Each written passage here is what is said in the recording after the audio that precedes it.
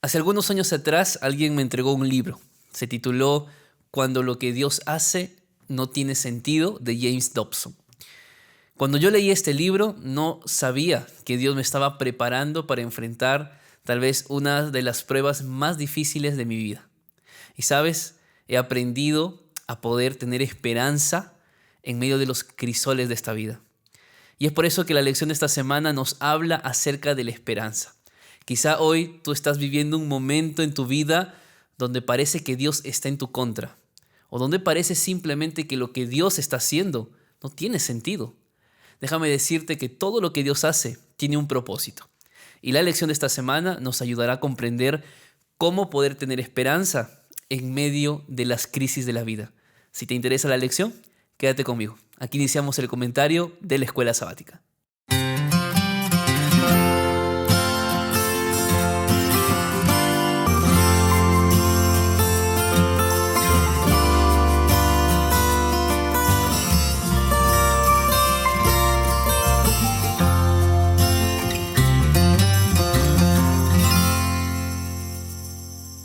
¿Cómo están, queridos amigos? Qué gusto poder saludarlos una nueva semana, estar con ustedes, continuando el estudio maravilloso de la Escuela Sabática. Si aún no me conoces y tal vez por primera vez te has topado con este video, mi nombre es Antonio Araujo, soy pastor de la Iglesia Adventista y es una gran alegría para mí que estés aquí en mi canal, donde semana a semana desarrollamos, compartimos, leo sus comentarios acerca del estudio que tenemos a través de la Escuela Sabática. Y gracias por unirse a mi comunidad, porque hemos pasado ya los 40,000 suscriptores en este canal de YouTube. Es impresionante saber cómo Dios está obrando en mi vida, en la vida de ustedes. He recibido videos de personas que han sido bautizadas porque han conocido el mensaje de la palabra de Dios a través de este humilde canal. Así que la gloria, la honra sea para nuestro Dios. Gracias por sumarte a esta comunidad, por compartir siempre cada video, y eso porque justamente eso nos permite llegar a miles de personas cada semana.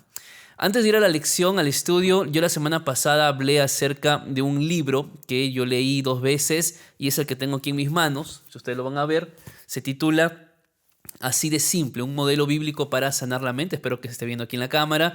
Este es el libro del cual yo hablé. Los que puedan conseguirlo, consíganlo. Es un libro maravilloso. No estoy haciendo ninguna publicidad aquí, pero a mí me ayudó mucho ese libro. Así que tal vez a alguien más le pueda ayudar. Se titula Así de simple, un modelo bíblico para sanar la mente, por Timothy Jennings. Así que ahí dejo ese recado. Así que busquen ese libro ahí en su país, se lo encuentran por internet y léanlo, porque realmente va a ser de gran bendición para ustedes. Bueno, la lección de esta semana para mí es la lección más hermosa de todas.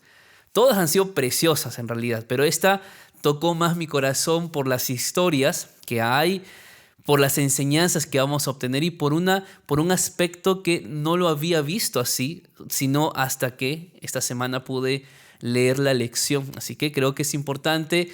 Vamos a aprender muchas cosas el día de hoy, en esta semana.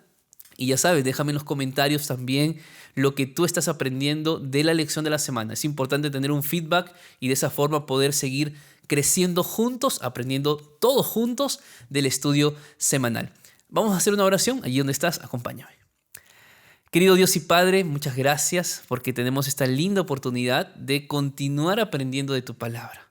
Oh Dios, probablemente alguien que me está viendo, alguien que me está escuchando, está atravesando el momento más difícil de su vida y tal vez no entiende el por qué. Oh Dios, hay muchas cosas que no vamos a entender, pero solo te pedimos que tomes nuestra vida, nos tomes fuertemente y nos abraces para poder atravesar estos crisoles y al final de ello salir purificados. Que tu palabra esta semana llene nuestra vida, amplíe el panorama en nuestra mente de la obra maravillosa que tú haces por nosotros. En el nombre de Jesús. Amén. El día domingo de la lección lleva por título El panorama completo. ¿Sabes una cosa importante, mi amigo? Es el hecho de que en medio del problema, aunque suene un poco duro, no somos lo más importante. Mejor dicho, no es el problema lo más importante del problema. ¿Me estoy dejando entender? Lo que la lección plantea es que muchas veces nosotros vemos únicamente una pequeña pieza del rompecabezas de la vida. Claro, y la pieza que nos toca ver y que nos toca colocar en el rompecabezas es justamente aquella pieza del crisol de la vida. Nos toca tener la pieza del sufrimiento, nos toca tener la pieza donde nuestro carácter es puesto a prueba, pero no nos damos cuenta que las demás fichas del rompecabezas, hay un sol, hay la imagen tal vez de un mar calmo, hay tal vez la imagen de unas nubes blancas radiantes, pero a nosotros nos tocó la ficha de la aflicción. Lo que quiero decir es que lo que tú tienes en la mano, lo que tú vives en este momento, no es el todo del panorama en el cual Dios te ha colocado. Es por eso que la lección del día domingo nos dice que el panorama es mucho más amplio que el yo, que mi problema, que mi aflicción. Es mucho más amplio que eso. Y es necesario ver la vida de esa forma. ¿Por qué? Porque si nos enfocamos únicamente en el problema, en la circunstancia, en el estado en el que estamos, Satanás nos va a dejar allí en el suelo toda la vida, mi amigo. Necesitamos buscar reponernos y la mejor forma de hacerlo es viendo el panorama mucho más amplio.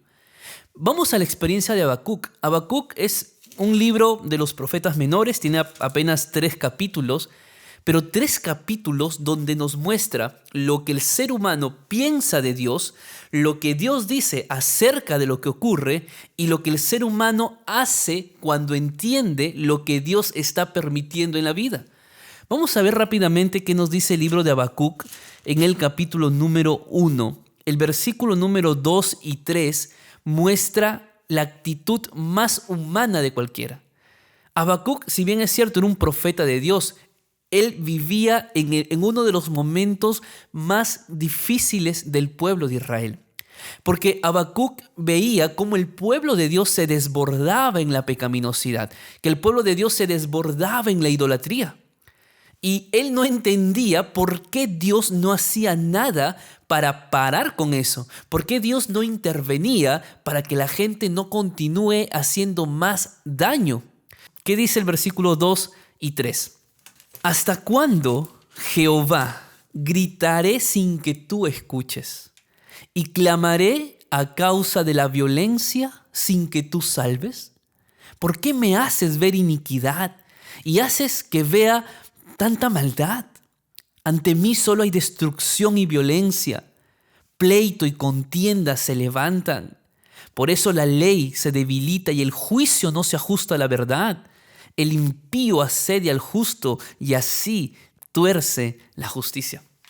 Hay dos frases que yo he resaltado del versículo. Número 1 es, ¿hasta cuándo?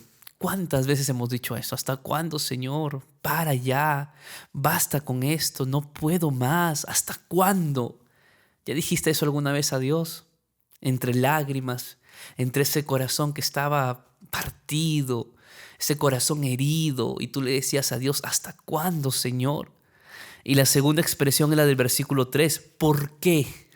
¿Por qué a mí? ¿Por qué me haces ver iniquidad? ¿Por qué me haces ver el pecado? ¿Por qué me haces ver la injusticia? ¿Por qué me haces ver todo lo que está pasando en el mundo?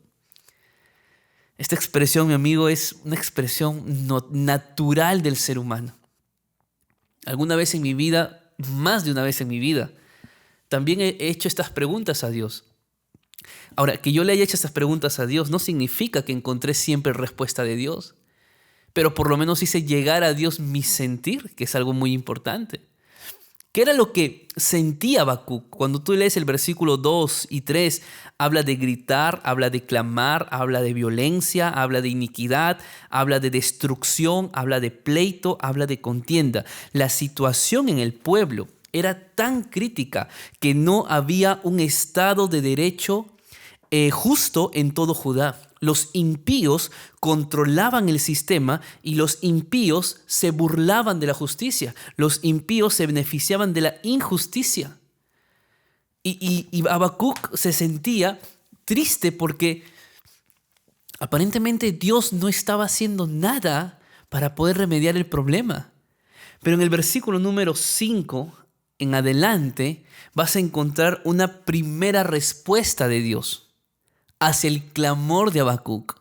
Ahora, esas respuestas de Dios, si tú lo lees con calma, no termina el problema que Habacuc estaba viviendo. La respuesta de Dios no es que arregle el asunto que Habacuc estaba colocando sobre la mesa. Pero sí, Dios dijo algo en el capítulo 2, en el versículo 2 y 3. Dice así: Jehová me respondió y dijo, escribe la visión, grábala en tablas para que pueda leerse de corrido. Aunque la visión tarda en cumplirse, se cumplirá a su tiempo. No fallará, aunque tarde, espérala, porque sin duda vendrá y no tardará. Y lo que viene a continuación es la profecía contra todas esas ciudades que hacían daño al pueblo de Dios. Y eso es interesante, porque quizá hoy nosotros sufrimos un daño por parte de alguna otra persona. Tal vez nosotros hoy estamos viviendo cargando una mochila de culpas, como siempre te he mencionado, una mochila de experiencias pasadas que me impiden mirar hacia adelante y seguir mi camino. Y la pregunta que hacemos es: ¿hasta cuándo, Señor? ¿Por qué a mí? ¿Cuánto más voy a sufrir? ¿Cuánto más voy a estar en el crisol? Y la respuesta de Dios es: mira, aunque parece que tarda, se va a cumplir. Aunque tarda, espera. ¿Por qué? Porque todo se va a cumplir a su tiempo. ¿Y por qué? Porque Dios no falla. Amigo, la primera cuestión que necesitamos entender para poder tener esperanza en medio del crisol es lo siguiente: que todo lo que Dios hace, aun cuando no entendamos y aun no cuando le busquemos todas las formas y no encontremos la respuesta, debemos entender que lo que Dios hace siempre tendrá un propósito especial en nuestra vida, aun cuando no entendamos. Pero para tener esperanza necesitamos menos cuestionar a Dios y más aceptar su voluntad. Yo sé que no es fácil, pero es necesario. Luego de esta experiencia de Habacuc, de sufrir, de mostrar su súplica y su clamor y de escuchar esta respuesta de Dios, ¿sabes qué fue lo que dijo Habacuc? Mira lo que dice el capítulo 3, en el versículo número 17 en adelante. Aunque la higuera no florezca, ni en las vides haya frutos, aunque falte el producto del olivo y los labrados no den mantenimiento, aunque las ovejas sean quitadas de la majada y no haya vacas en los corrales, con todo yo me alegraré en Jehová, me gozaré en el Dios de mi salvación. Jehová el Señor es mi fortaleza, Él me da pies como de ciervas y me hace caminar por las alturas. En otras palabras, cuando tengas razones para dudar, cuando sientas que la situación parece desesperante en tu vida, alégrate en Jehová. Alégrate en el Señor, gózate en Jehová. ¿Por qué gózate en Jehová? Porque aunque no encuentres todo lo que necesitas, la presencia de Dios nunca te faltará. Y eso es lo más importante. Por eso vemos a un Habacuc que pasa de los lamentos a la alabanza. Un Habacuc que comprende lo que Dios hace en el proceso.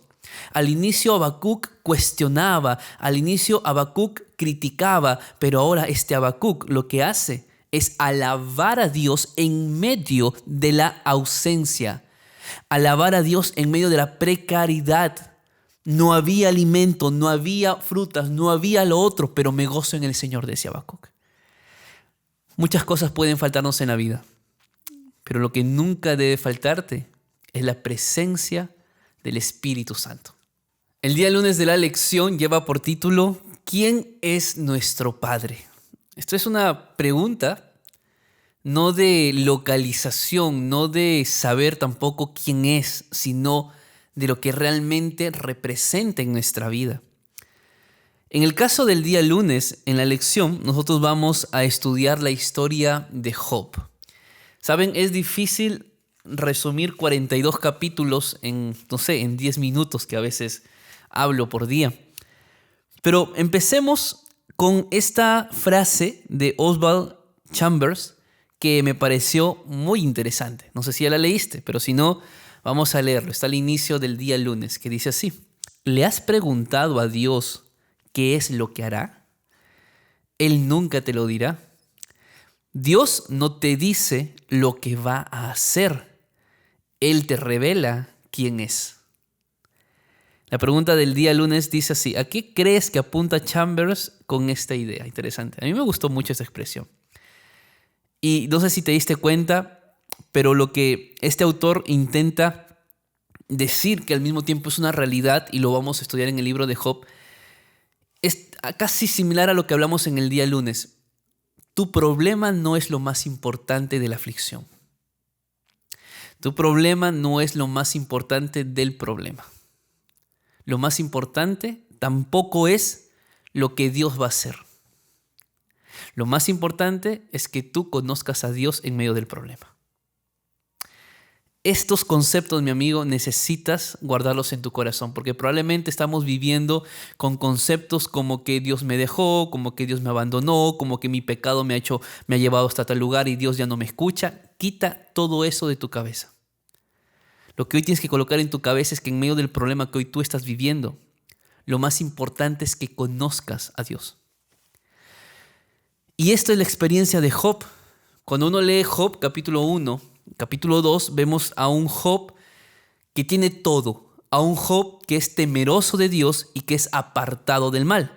Vemos a un Job que es el mejor padre, es el mejor esposo, es el mejor amigo. Pero Job atraviesa el crisol, le toca vivir el crisol.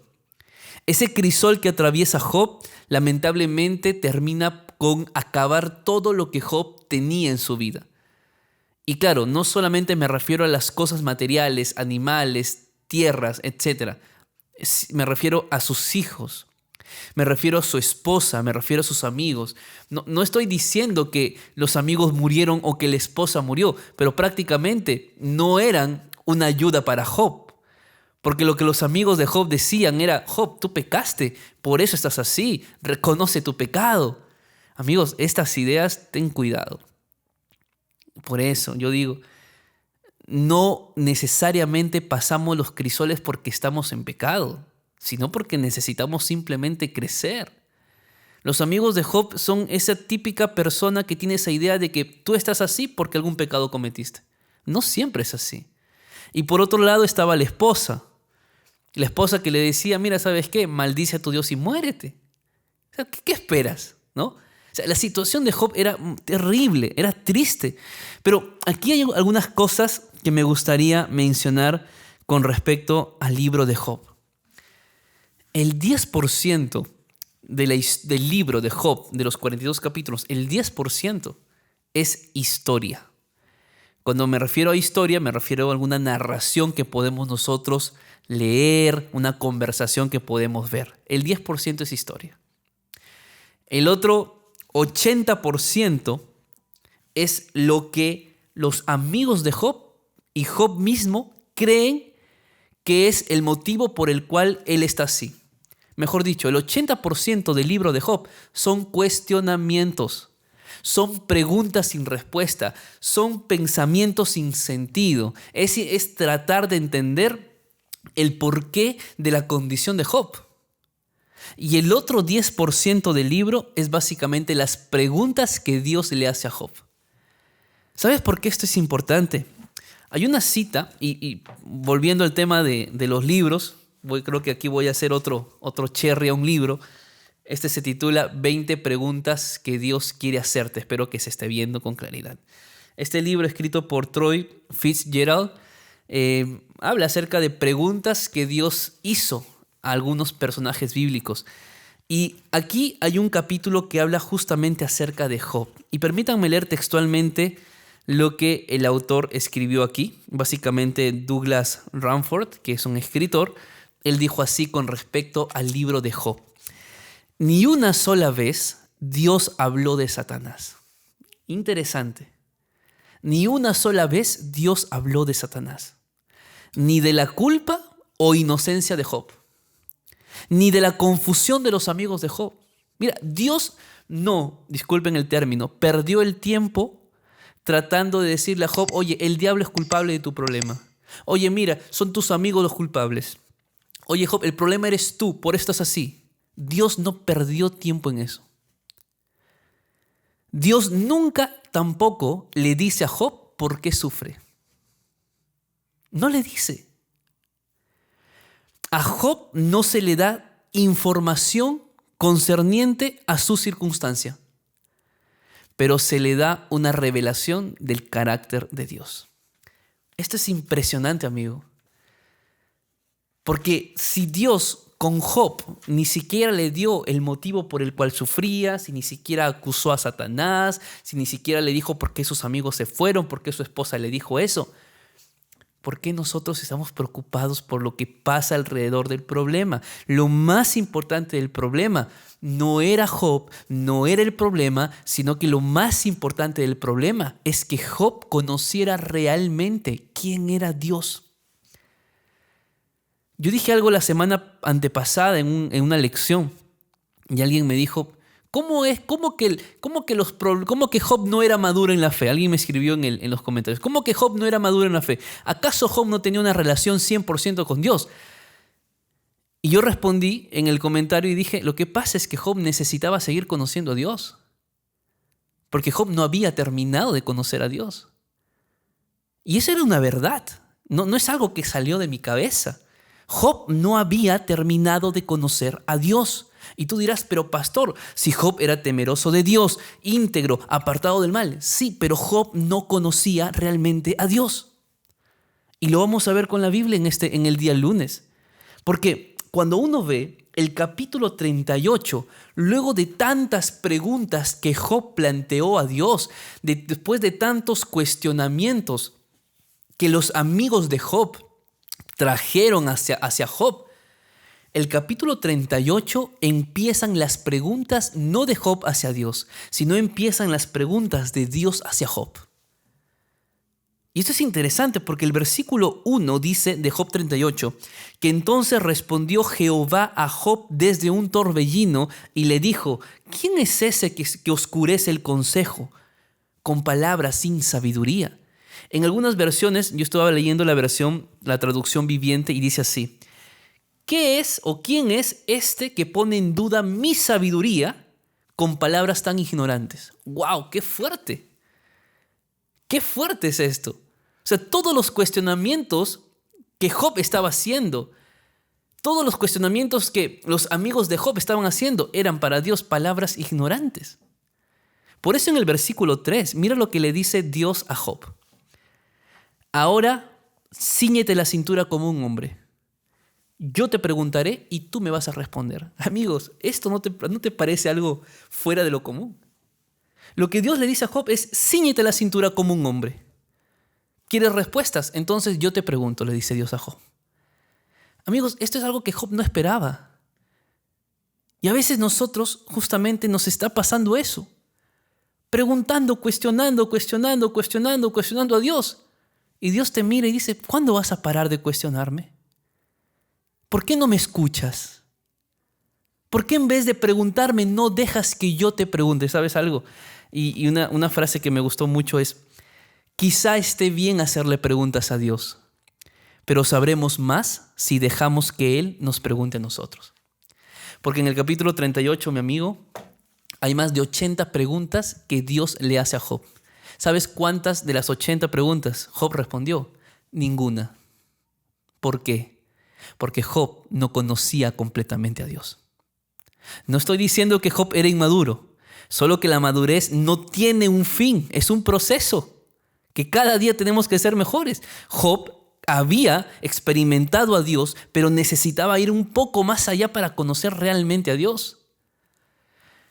Algunas preguntas que planteó Dios a Job, versículo 4. ¿Dónde estabas tú cuando yo fundaba la tierra? Obviamente Job no va a responder eso. Job no sabía, Job no había estado en ese momento de la fundación de la tierra. Y Dios le dice, házmelo saber si eres inteligente. Amigo, la idea de que Dios no te confronta es mentira. Dios confronta. Y confronta duramente, con amor, pero duramente, para que pienses más en que necesitas conocerlo a Él en el problema que estar preguntando el porqué del problema.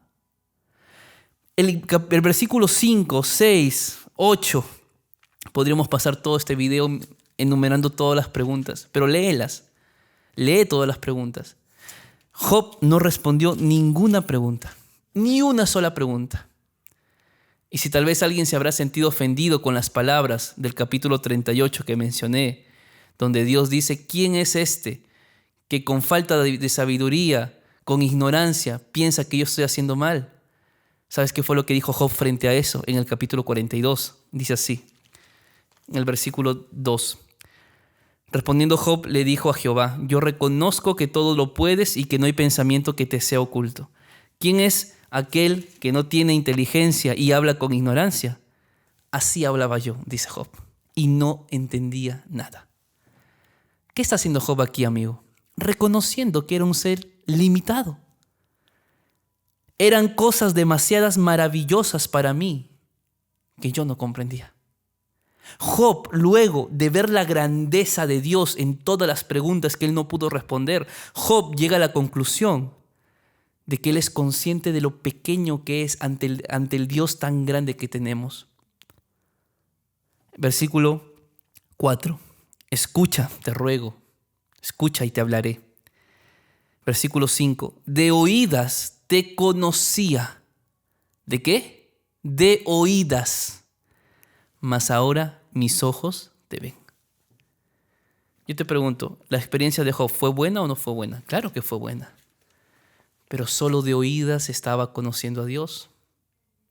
Mas luego de las pruebas que él experimentó, pudo conocer realmente quién es Dios. Por eso, lo más importante de las pruebas no es qué es lo que estás pasando, sino quién es el que te está acompañando en medio de esa prueba. El día martes de la lección lleva por título La presencia de nuestro Padre. En el día martes vamos a ir a la historia que está registrada en el libro de Isaías. Isaías también profetizó, al igual que Habacuc, en un tiempo difícil del pueblo antes que el pueblo vaya al cautiverio. Estamos hablando de que probablemente Isaías habló, profetizó 100 años antes de que Israel vaya al cautiverio babilónico. Ya el pueblo sabía, entendía qué era lo que le estaba pasando y por qué iba a suceder el cautiverio. Aún así, no tomaron la decisión de arrepentirse. Pero eso no significó de que Dios no diera esperanza a ese pueblo, aun cuando el pueblo no quería saber nada de Dios. Alguien dijo cierta vez, cuando Dios parece distante, ¿quién es el que se ha movido? Cuando surgen problemas, suponemos que Dios nos ha abandonado. La verdad es que Él no se ha ido a ningún lado. Y es justamente lo que Isaías capítulo 41 trata de enseñarnos. En primer lugar, vamos a leer Isaías capítulo 41, versículo 8 al 10, que dice así. Pero tú, Israel, siervo mío eres, tú, Jacob, a quien yo escogí, descendencia de Abraham, mi amigo, porque te tomé de los confines de la tierra, de tierras lejanas te llamé y te dije, mi siervo eres tú, te escogí y no te deseché. ¿Qué es lo que tú puedes ver en este texto bíblico? ¿Sabes qué es lo que yo encuentro? Yo veo a un Dios de gracia, porque Dios dice, tú eres mi siervo, yo te escogí, yo te tomé de los confines de la tierra, yo te traje de las tierras lejanas, yo te hice mi siervo, yo te escogí y yo no te deseché. No eres tú, es Dios. Dios hizo todo en favor del ser humano. Dios hizo todo en favor del pueblo de Israel. El yo de Dios es una muestra de su gracia infinita, porque Él es capaz de sacarnos de las tinieblas y traernos a la luz admirable. Lo que Dios quería decirle al pueblo es que todo lo que ellos iban a experimentar más adelante estaba dentro del plan que lamentablemente el pueblo había decidido tomar. Pero aún con todo, Dios no los iba a desechar incluso en el exilio. Dios no los iba a abandonar incluso en medio de la esclavitud. ¿Por qué? Porque Dios es un Dios de gracia.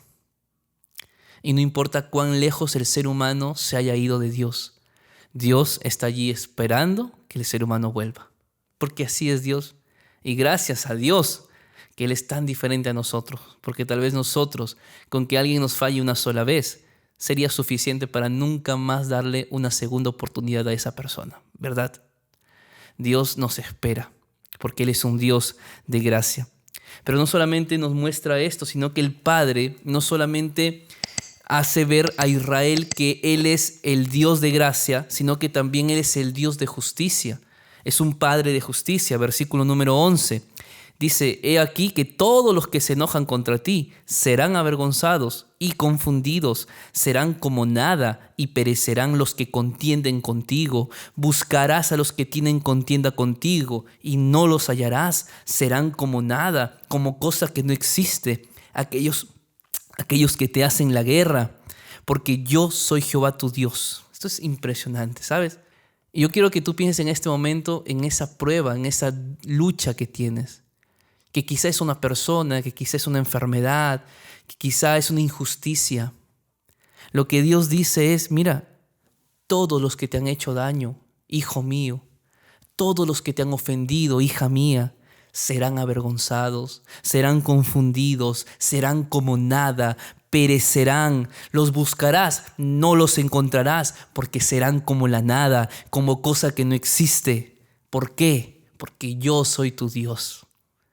Amigo, no se trata de lo que tú eres, no se trata de lo que yo soy, se trata de lo que Dios es y lo que Él hace en nuestro favor. No dudes, Dios está contigo y este es un motivo más para que vivas con esperanza en medio del crisol de la vida. Y el versículo número 10 y 11 dice así, no temas, porque yo estoy contigo. No desmayes, porque yo soy tu Dios, que te esfuerzo, siempre te ayudaré, siempre te sustentaré con la diestra de mi justicia. Y versículo 13, porque yo Jehová soy tu Dios, quien te sostiene de tu mano derecha y te dice, no temas, yo te ayudo. Yo pregunto, amigo, amiga, ¿qué tipo de padre es el que tenemos entonces? ¿Un padre que le gusta hacernos sufrir? ¿Ese es el padre que tenemos? ¿Un padre que se deleita cuando sus hijos lloran? ¿Ese es el padre que tenemos? ¿Cómo tú describirías a Dios Padre en este momento? Escríbelo en los comentarios. ¿Cómo describirías a ese Dios que te acompaña en medio del dolor? ¿Cómo lo describirías? Porque lo que hace Isaías es escribir la mejor expresión acerca de lo que Dios hace por el ser humano. Yo te redimí, yo te tomé, yo te saqué, yo no te deseché. Y todo aquel que te hace daño y todo aquel que te falte respeto y todo aquel que comete injusticia contigo, desaparecerá. Yo haré venganza. No temas, no tengas miedo. Yo soy tu Dios, dice Jehová. Qué maravilloso tener a este Dios que siempre está a nuestro lado. El día miércoles de la lección lleva por título Los planes de nuestro Padre para nosotros. Y aquí vamos a ir al libro de Jeremías. Ya hemos estudiado entonces el libro de Habacuc, hemos estudiado la historia de Job, hemos estudiado el libro de Isaías, ahora vamos a Jeremías. ¿Por qué? Porque Jeremías escribe a los cautivos. Jeremías escribe una carta para aquellos que ya están en el exilio que Isaías había profetizado. Entonces escribe una carta de esperanza. Vamos a ver qué razones para tener esperanza ofrece Jeremías 29, versículos 4 al 10. Dice así lo siguiente, versículo número 4. Así ha dicho Jehová de los ejércitos, Dios de Israel, a todos los de la cautividad que hice transportar de Jerusalén a Babilonia. Mira esto, en primer lugar, ¿por qué tener esperanza? Porque nada de lo que acontece es casualidad. Todo es con propósito. El texto dice que Dios dijo así: un mensaje a los cautivos que hice transportar de Jerusalén a Babilonia. Yo permití que fueran. Yo permití que vayan. Es por eso que decimos, a veces Dios permite cosas que aparentemente no tienen sentido, pero que siempre tiene un propósito. Nunca olvides eso. Y el mensaje que Dios le da a los cautivos es: edifiquen casas, habiten en sus casas, planten huertos y coman del fruto, cásense, tengan hijos, tengan hijas, den a sus hijos en casamiento. ¿Por qué dijo esto Dios? Lo que Dios está diciendo: mira, tú puedes estar enfrentando el crisol más duro de tu vida, pero continúa hacia adelante con tu vida normal. Continúa hacia adelante, no te rindas, no te desanimes. Porque estés en un país extranjero, porque estés como esclavo, no puedes animarte. Continúa con tu vida. Muestra que en ese cautiverio sigues siendo hijo de Dios, sigues siendo hija de Dios. Eso es lo que Dios le estaba diciendo al pueblo. ¿Qué más nos dice? Versículo 7. Procurad la paz de la ciudad a la cual os hice transportar y rogad por ella, porque en su paz tendréis vosotros paz.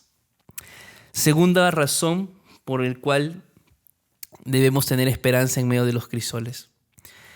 Porque nosotros, incluso en el momento del dolor, somos llamados a seguir orando por aquellos que también pasan momentos difíciles. La esperanza del cristiano también la encuentra cuando ora por otros. Y estos otros por el cual Dios pide al pueblo que oren no eran más que sus enemigos, no eran más que sus esclavizadores. ¿Tú te imaginas que Dios te diga: ¿quieres paz en tu corazón? Ora por esa persona que te hizo daño. Ora por aquella persona que te traicionó. Ora por aquella persona que te faltó. Ora por él, ora por ella. ¿Quieres paz también? ¿Quieres esperanza? Haz eso. Lo que Dios le pedía a Israel era casi imposible humanamente de hacer, pero era necesario. Orar por todo aquello. Y dice la lección: orar por aquellos que permitirían en algún momento su regreso nuevamente a Jerusalén. Interesante. Y tercera cosa, versículo 10. Cuando en Babilonia se cumplan los 70 años, yo os visitaré y os despertaré sobre vosotros mi buena palabra para haceros volverlos a este lugar. La profecía del cautiverio del pueblo de Dios en Babilonia era de 70 años. Luego de los 70 años, el pueblo volvería. Una razón más para poder tener esperanza es que el dolor no será para siempre. La muerte no será para siempre. La injusticia que tú vives no será para siempre. Tiene una fecha de vencimiento. Y luego de esa fecha de vencimiento, volverás a casa en paz, en felicidad, en esperanza y sobre todo, con un carácter transformado por la gracia de Dios. ¿Y sabes por qué? Porque yo sé los pensamientos que tengo acerca de vosotros, dice Jehová, pensamientos de paz. No tengo pensamientos de mal, porque quiero darles el fin que ustedes necesitan. Y es justamente lo que Dios está haciendo en este momento, preparándonos. ¿Para qué? Para llevarnos al hogar celestial, a ese mundo donde no habrá más dolor. Llegará el día, amigo, amiga, donde ya no vas a sufrir más. Llegará el día donde ya no tendrás que pararte frente a un ataúd llorando por aquella persona que no está más contigo. Llegará el día donde no tendrás que ir más a una clínica, a un hospital a hacerte una quimioterapia. Llegará el día donde podrás caminar solo, levantarte de la cama sola. Llegará el día donde todos los hogares finalmente serán felices. Llegará el día, y cuando ese día llegue, todo lo que un día fue perfecto volverá a ser perfecto. No te preocupes por ese día, porque ese día va a llegar. Preocúpate ahora por conocer a Cristo en medio del problema. Conociendo a Cristo, tu carácter se va a transformar. Y con un carácter transformado, ten por seguro que al cielo tú irás. El día jueves de la lección lleva por título La disciplina de nuestro Padre. Ahora vamos al libro de Hebreos. Pablo, al escribir el libro de Hebreos, muestra algunas cosas bastante interesantes porque En todo Hebreos 11, nosotros vemos allí la lista de los héroes de la fe, ¿verdad? Pablo pinta cuadros de hombres, de mujeres de fe, y esa fe que los impulsó a vivir, a enfrentar todo tipo de situaciones, aun cuando lo que ellos esperaban nunca terminaron de ver, dice el capítulo número 11. Pero ya en el capítulo número 12, Pablo ya no se dirige más al pasado. Ahora Pablo se dirige al presente. Y me refiero a que Pablo se dirige a ti, Pablo se dirige a mí para decirnos que todas las personas que él mencionó en el libro de Hebreos 11 pudieron vencer todos los obstáculos por la fe en Cristo Jesús, y que por lo tanto nosotros también podemos hacer eso, que nosotros también podemos convertirnos en este tiempo en héroes de la fe. Por eso Pablo dice en el capítulo 12, en el versículo 1 y 2, por tanto, teniendo a nuestro alrededor tan grande nube de testigos, despojémonos de todo peso y corramos con paciencia la carrera que tenemos por delante, puesto los ojos en Jesús, autor y consumador de la fe. Mejor dicho, si David corrió la carrera, si Abraham corrió la carrera, si José corrió la carrera, si Gedeón corrió la carrera, Marta también puede correr la carrera, Felipe puede correr la carrera, María puede correr la carrera, Ana puede correr la carrera. Yo podría aquí leer nombres, los nombres que ustedes me dejan allí. No sé, de repente Gerson podría correr la carrera, Saraí podría correr la carrera, Nora, Jenny, Ruti, Milady, Angélica. Bueno, todos podemos correr la carrera. ¿Y sabes por qué? Porque no se trata de nosotros, se trata de Dios, de lo que Él puede hacer justamente en nuestra vida. Pero nuestro Padre es disciplinado. Por lo tanto, tú tienes que aprender a ser disciplinado. ¿Y qué es la disciplina? La disciplina básicamente es la forma como el proceso con el cual Dios va corrigiendo nuestra vida. Y es interesante lo que la Biblia dice en el versículo número 5. Vamos a leer, que dice así: y habéis ya olvidado la exhortación que como a hijos se os dirige diciendo: Hijo mío, no menosprecies la disciplina del Señor, ni desmayes cuando eres reprendido por Él, porque el Señor, al que ama, disciplina y azota a todo el que recibe por hijo. ¿Qué significa este texto? Tú no puedes menospreciar la disciplina de Dios. ¿Y qué es la disciplina, pastor? La disciplina es el proceso por el cual Dios perfecciona tu carácter. ¿Y cómo hace eso, pastor Dios? A través de los crisoles de la vida. Por eso cada crisol, cada prueba que tú enfrentas es la forma como Dios también va disciplinándote.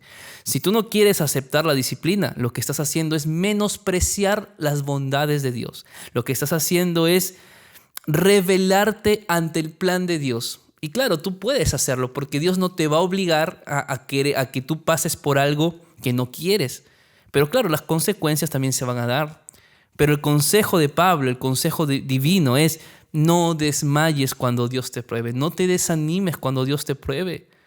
Cada vez que tengo la oportunidad de bautizar a una persona, mis palabras para esa persona son las siguientes: por nada del mundo te alejes de Dios. Pase lo que pase, nunca en tu vida vuelvas atrás.